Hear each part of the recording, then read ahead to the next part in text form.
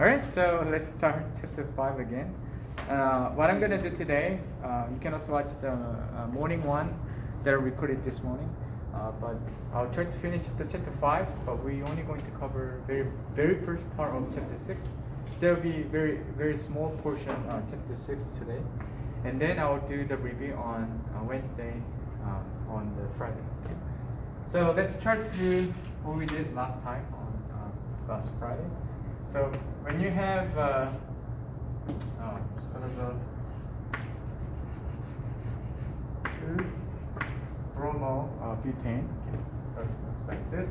So first thing what you need to do is try to find out this carbon, maybe our hydrogen, but carbon should have 4 single bonds, right? So please remember this tricky part. You always need to see there's a hidden hydrogen there, right? Because we don't normally show the hydrogen. As we chemists, if you saw last Friday lecture, it's kind of funny. We don't really care much of the hydrogen. But anyway, so if this is happening, all you need to do is we're gonna do the Kahn-Ingold preload convention.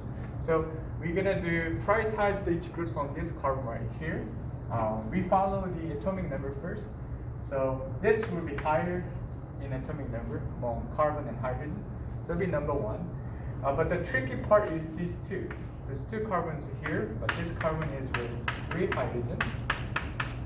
This carbon with 2 hydrogen, but another carbon here. Okay. So you can just write those 3 elements on those carbon. Okay. Here, this is here. Okay. So for sure we know this should be higher with this carbon. So the 2, 3, and hydrogen obviously the lowest priority, right? 4. Okay. So in this case, all you need to do is try to put your lowest priority group on the back. Okay. So this is already heading backward. So all you need to do is see how is it, where it's rotating, which is clockwise. So it will be on structure. Okay. So that means what? If we have the case like the other way.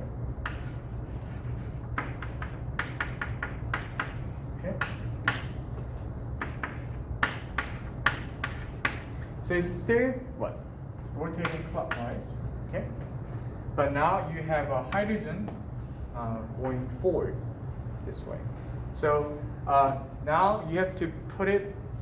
You have to grab this hydrogen bond, the bond to the hydrogen, toward and this way. So yeah, for this one you can look at from here, okay? But for this one you need to look at from here.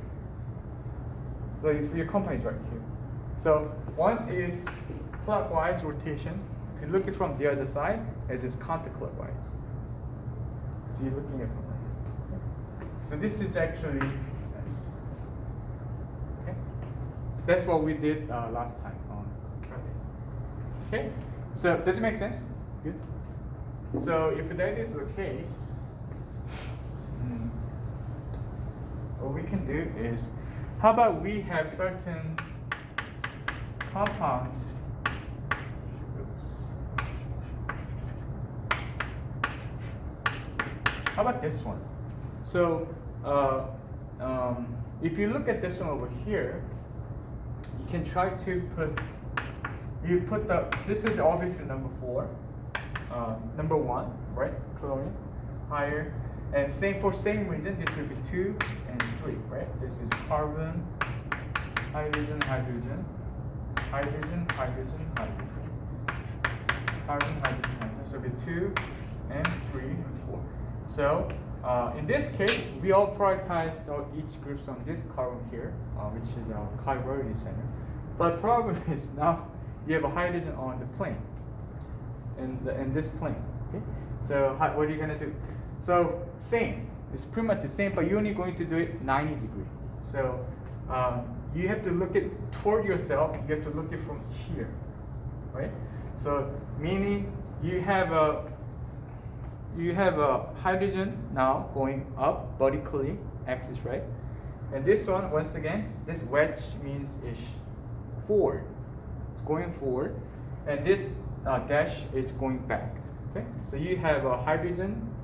This is number 1, and number 3, and number 2. So number 2 is also in this plane. So 1, 2, 3. You see it? 1, 2, 3. Okay?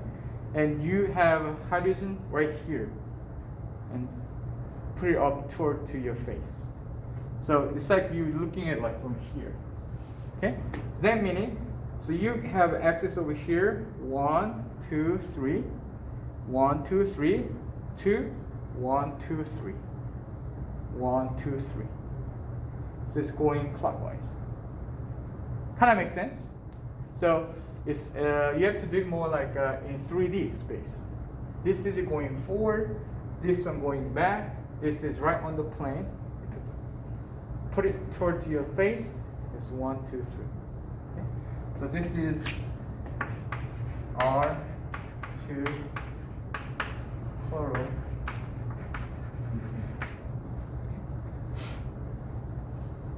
That's not it. So whenever you have a lowest polarity group on the plane, then now what you need to do, put it all like a 90 degree. But make sure you have prioritize the other groups 1 to 3, so you can see toward your face. So count 1, 2, 3. Okay. All right. Sounds good. Good. Okay. So let's move on. Perfect. So this is how you can prioritize the groups, whether you have a hydrogen, the lowest priority group on the back or in the front or on the plane. Okay. So now you guys thinking, okay, so while we once talk about the stereoisomers, right? Stereoisomers, well, we care about this, the R and S structure of the isomers. Here is a certain reason why, okay? So maybe I can give you one good example would be this one. So we have this one. So this is the 2-amine.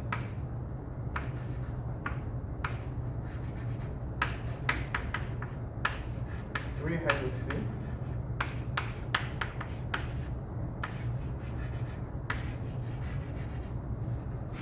Butanoic acid. So this is the what? This is your carboxyl group here. So give me what? Oic acid here. And this is so from you need to count the carbon from here because this is the functional group, which is your suffix. Like I mentioned before, I think last month. Your surname is more important than anything. So we can count 1, 2, 3, like this. Okay. So this is what we call this 2-amino, the 3-hydroxy butanoic acid here. Anyway, so this is hydrogen. Okay. So then, if this is the case, what you can do is you have more than one priority center, which are here and here. Okay. So what you can do is you can try to also do, prioritize the group here and here. So obviously this is number 1, okay? And for these 2 carbon, can you guess which one is higher in priority? This is the double bond with the oxygen. The first one. Yes, perfect. Okay, good. So it would be O, O, O. Remember, double bond count as 2. And this is what? OHC. Okay? So this is obviously prior to this carbon, even though they're in the same elements. And this is obviously number 4. Okay? Okay? So in this case, 1, 2, 2, 2, 3. So it's S, right? Is it S?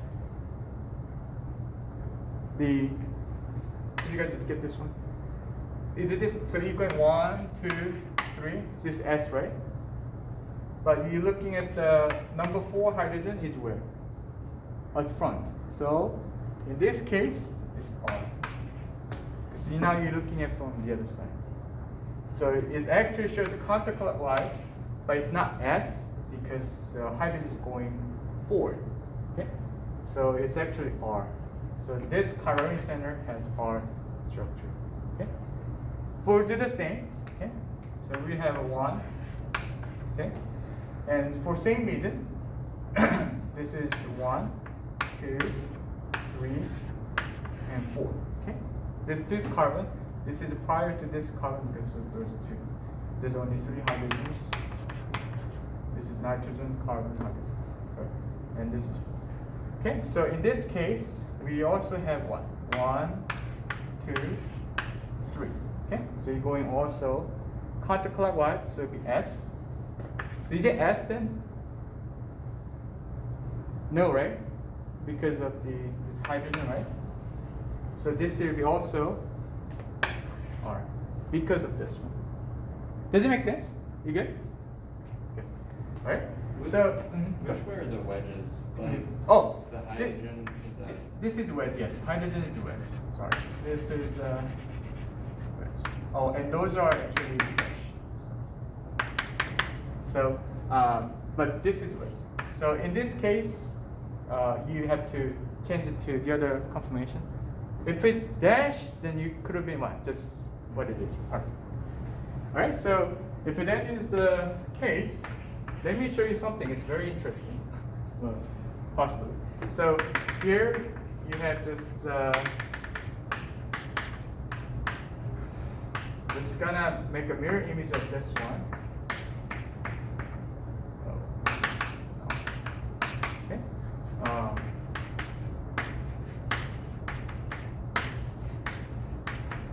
Okay. All right. So this is a mirror image of this one. So these two are enantiomers, we can call enantiors either way. And then for this one, let me save you time. Whenever you have enantiors on the other side in the mirror image, this is automatically the other one for your configuration. So it'll be just S and S. So if it's R on this side of the mirror, the other side will be just the other structure, which is if it's R, it will be S. If it's S, it will be R, and so forth. And we call this in carbon 2 and 3, 2 and 3.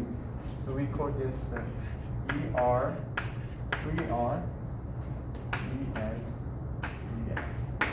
Okay, this is enantiomers. Okay, this is what you can see from the Canning-Preload convention. Okay. So you don't even have to do any prioritizing it once more. Once in if it's from the mirror image, just the other one. Okay, makes sense, right? So far. Okay.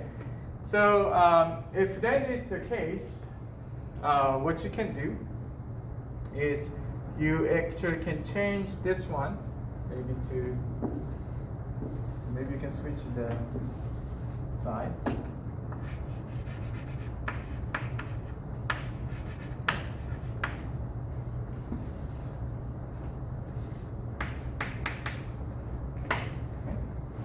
Right? So then this will be 2R as 3S. This will be 2S 3R. Okay? I just changed the R to S, S to the R. I just changed the position 2 over here. Okay?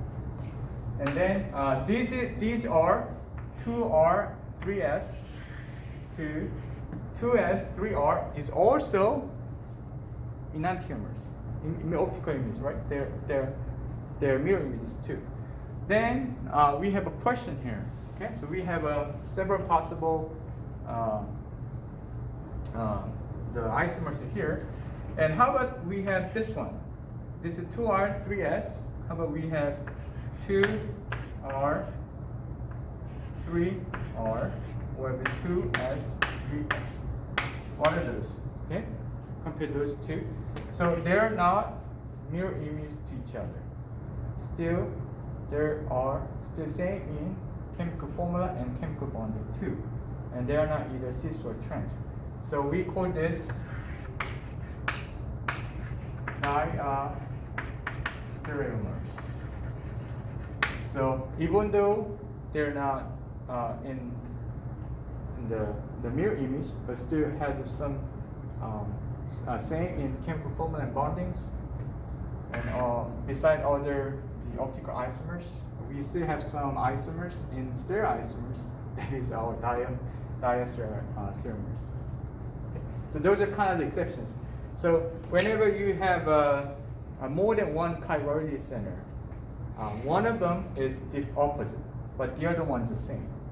Then you call them, oh, this is diastereomers. So there are multiple numbers of chirality center in the compounds, but just one is different. Okay. So let me give you one more example here. So far so good? You good? Okay. Just let me know.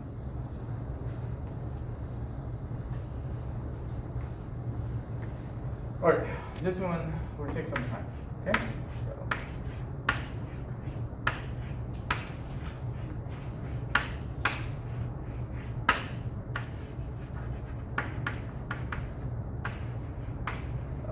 Just a second, it'll take some time.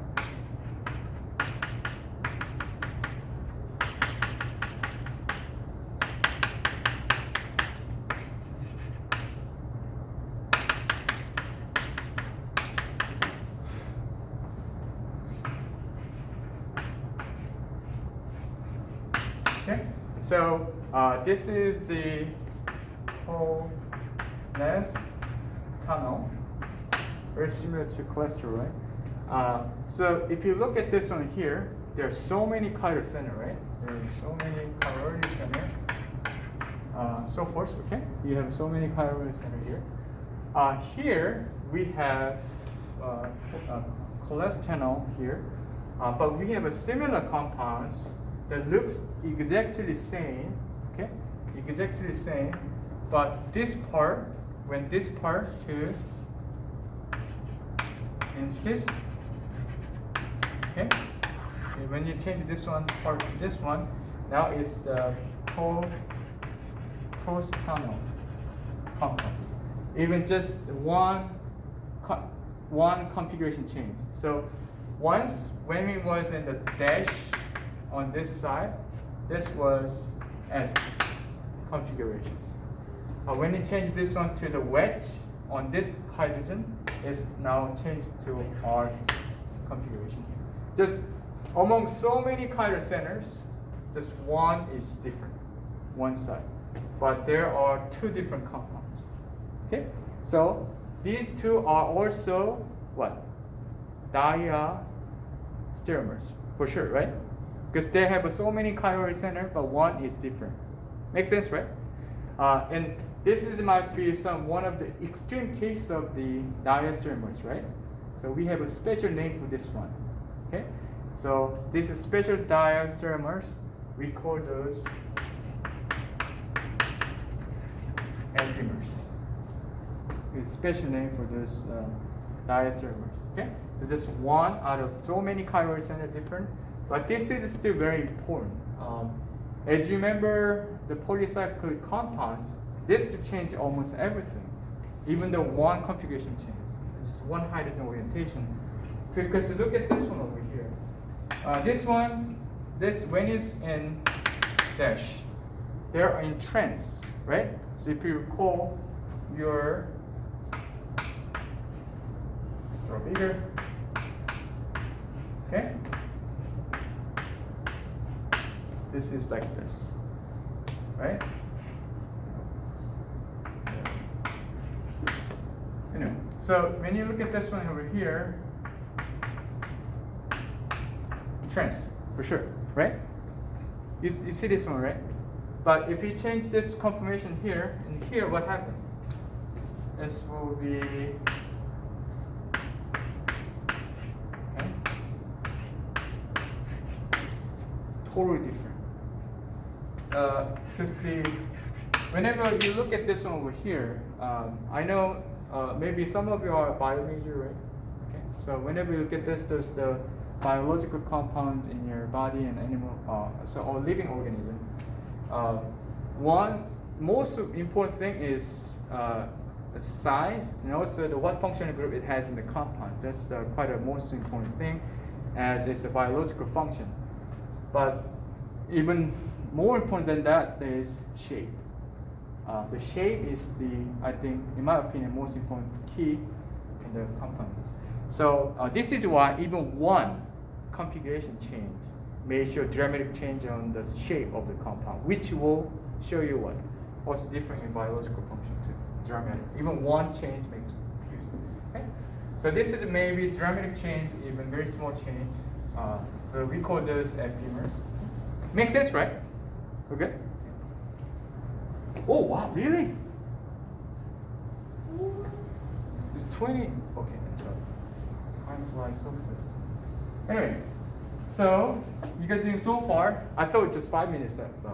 So seriously. So anyway, you have another example. We're almost done. Don't worry about it. We're almost done. We're trying to finish chapter 5. We'll get to a very small part of chapter 6 today. We'll be done. We're almost done. I promise. So we have tartaric acid here. This is a good example for some exceptions that we can see from other the stereoisomers. Okay, so I'll show you one. Okay.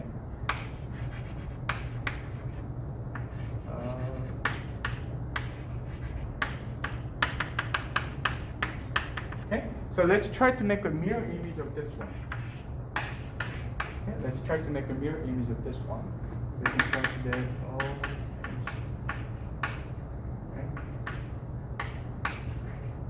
Oops. I'm sorry, I'll put it more in accurate way. So here we go again.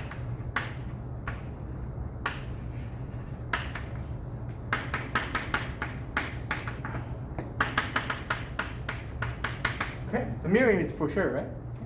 So what you can see is you can also do what? 1, 2, 3, and 4, okay? Right? So this is maybe S, but this is the also same reason. Hydrogen going what? 4, so it'll be R, right? Okay. So this is 1. Same here. I'll do 2, 3, and 4. So this is going clockwise, but once again, your number 4 is heading front, so they actually not R, but S. So this is 2S, 3, I'm sorry, 2R, 2R, 3S, okay? This is 2, 3, okay? All right, so we can say IS, but anyway. So when you have those two, you just go once again, right? 1, 2, 3, it seems like S, but because of this is the R. It looks like R clockwise, but because of this, you have to go the other way because you're from the left side, so it'll be S, right? So it'll be 2R, S. So obviously, please tell me, on the other side will be 2 what? And perfect. And 3 perfect. Thank you. Great. So now you have 2 enantiomers. Mirror image, right? Am I right? Okay, good, right? So 2R, 3S, and 2S, 3R are enantiomers, right? And if you say this on the exam, you're wrong. Okay, let me tell you what. So this is exception. So I will tell you when you can apply the exception here. Whenever you have the compound with the 2 or more than 2 chiral center, but it actually show you a symmetry plane in a compounds. Okay, there's still a chiral. Okay, so this is exception. If you look at this one over here, can you guys look at this one here carefully? If you rotate it 180 degree, okay, because the both are the same. If you rotate it 180 degree in the same plane, it's just this one. Do you see this one, right? It's just 180 degree, this one. It's the same. It's actually the same compound. So even though those compound that has chirality centers, but because of the symmetry plane, where you can apply in some compound, they still cannot be chiral compounds. We call this one meso compound. It's not meso compound, it's meso compound. Okay? So this is the compound that has chirality centers, but still achiral because there are symmetrical plane in the compounds. So those two cannot be enantiomers each other. So we call those compounds major compounds. Make sense, right? Because it's the same thing actually. Even though they have a chiral center, if there is some symmetrical plane we can apply, it still can be the same when you try to even draw the mirror image of this one. So this is actually exceptional case of the enantiomer optical isomers. Okay. All right. So let me talk about. Does it make sense? Good. So let me talk about a few more things, and then we're done with the chapter 5. Just a few more things, and then we're done with the.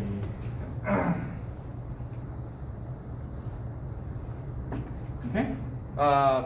So here's the thing. You have racemate mixture. So you can hear my pronunciation is a bit weird today. It's actually racemate mixture. It's not race or something. No. Anyway, so the racemate mixture here is actually very simple.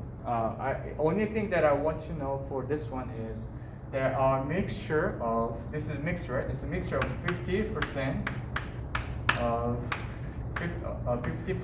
of 2 enantiomers. So if it was a R, the other one would be S, right? So here's the thing. If you have a racemate mixture, 50-50, like you have the same numbers of each R and S structure of the isomers, what happens is this one. As we know, do you guys remember the optical properties, right, of the compounds? Optical property simply means whenever you have a polarized light coming through the sample, if that polarized light rotate in a certain directions, we can say, oh, that compound has optical properties because it changed the degree of the polarized light. But the funny thing is, whenever you look at either one of the enantiomers for this, the isomer, it rotates the same degree, either to the right will be dextro rotatory, but left is levo rotatory. But either way, they are going to be rotating in the same degree but opposite directions. That means, and once more for your information, R and S doesn't guarantee either plus or minus, or dexa or levo, no. We never know. We only need to know from the experiment. But either way, if it's dexa, levo, or dexa, levo, in either case, R and S in those isomers, they're rotating this polarized light at the same degree, but the different directions. Okay? So think about it. Whenever you have a racemate mixture, 50-50, in this some container, this mixture kind of behave like optically inactive because those two optical properties are canceled in each other. Does it make sense, right? Because it rotates in the opposite direction but the same degree, and then polarized will not rotate because it cancels each other. Okay? This is the only thing that I want you to know for this racemate mixture. It's 50-50 the R and S. And they're going to show you optically inactive. Doesn't mean it's not optically not active, just doing the other direction, so they cancel out. Okay? Makes sense, right? That's all I want you to know. All right, so now we have finally get to the last part. You guys did really well so far. I'm so proud of you. So whenever you have this one, is obviously butanone because you have a carbonic groups and there's two other R groups that give you ketone groups. We call this butanone.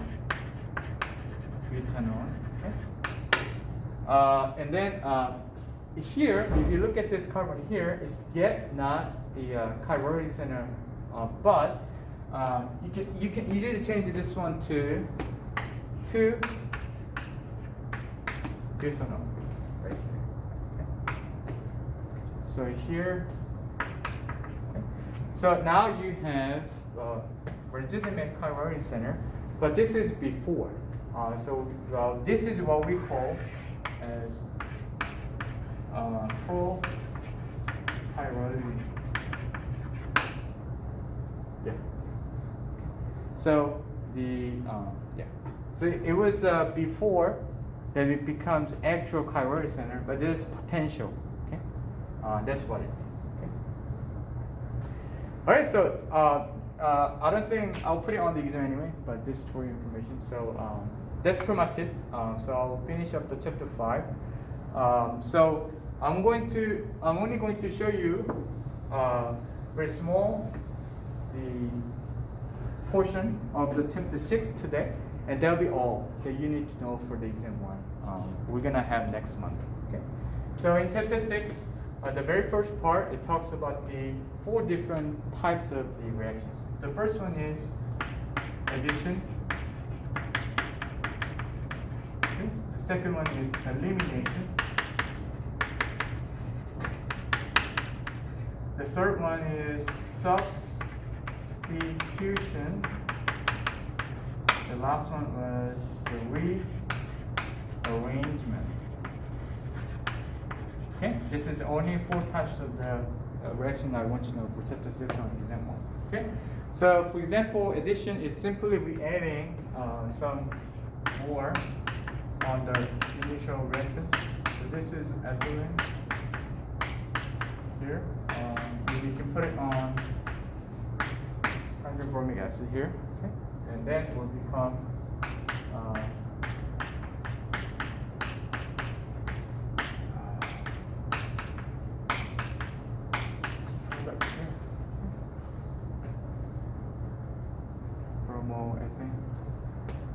okay, so and then so it's obvious here is some addition of your the reactants. Elimination is maybe looks like this one.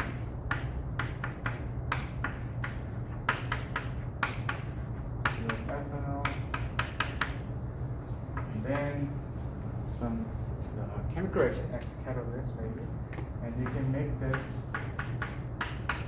ethylene. So as you can see, the water is gone. H and OH, the hydroxy group is gone. So it's obviously elimination type. It's pretty easy, right? I think all you need to know is the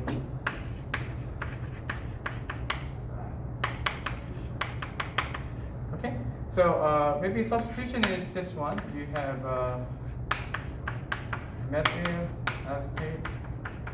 Okay, maybe interacting with water. Okay, that will make acetic acid here.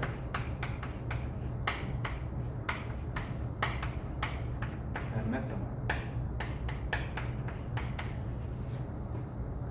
So you actually substituting.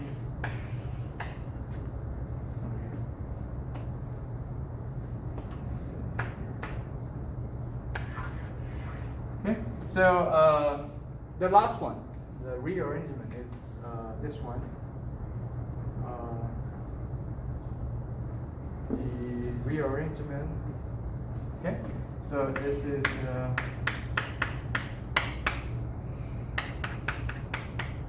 oops.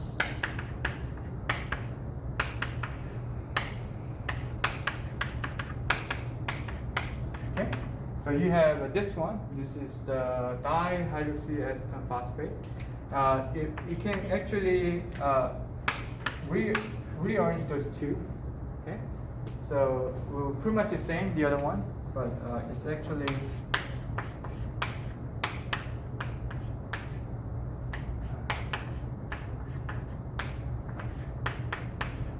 now it's right. Okay. So this is glyceraldehyde 3-phosphate. This is actually part of your glycolysis in your if you're majoring bio. So this is obviously to show you some rearrangement on the 2 different groups on 2 different carbons. You just change the position of those 2, which is done by biological mechanism, which is involved enzyme. So anyway, so those 4 types once again: addition, elimination, substitution, and rearrangement. And maybe I can show you one of the possible reactions, and maybe I can ask you choose one of those as your multiple choice type of questions. later on. But that's only thing I want you to know for chapter 6 in exam 1. We'll cover the later part after exam 1. Maybe, yeah, I think it was 12th of October. So anyway, yeah, 12th of October. So that's pretty much it. Oh, perfect. So that's it for today. Thank you, guys. I'll do the review on Wednesday and Friday. So make sure you guys watch the YouTube channel. But make sure we have exam from a week from today, next Monday. So hopefully we can do more practical problem solving on Wednesday and Friday. It'll be more helpful for you to prepare for the exam. I actually posted the one like a practice test type of same days homework today, but you don't have to do. It's just for your. It's just for me to just practicing. Whenever I put real homework, I'll make an announcement on the campus. Okay? All right, thank you guys. That's it for today.